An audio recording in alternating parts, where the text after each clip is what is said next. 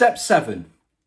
We continue with these two sections. They've now been overlaid on top of one another, and they've been adjusted in such a way that now my special filtering can be applied.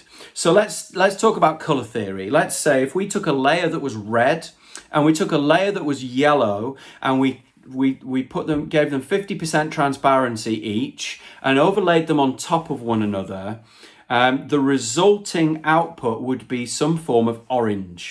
So when we expand on color theory in the digital sense, we have these controls and filters that we can use that we're all quite familiar with if we work in that world.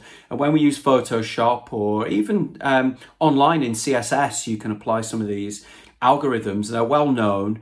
Things like difference, hard light, soft light, color burn, overlay.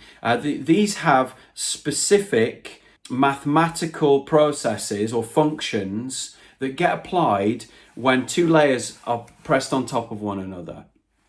And overlay should work the same way in Photoshop as it does in CSS, as it does in GIMP, and so on, because we want to have these constants in how we do things.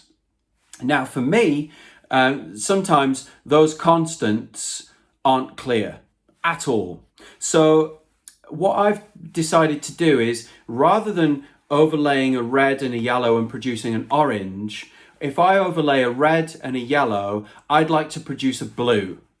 That's not how it works every time, but I use a random color generator to say the colors that we take, A and B, when we put them together should equal C. But in my process, they will equal D. And so I add a whole new color to the secondary or tertiary colors that are generated.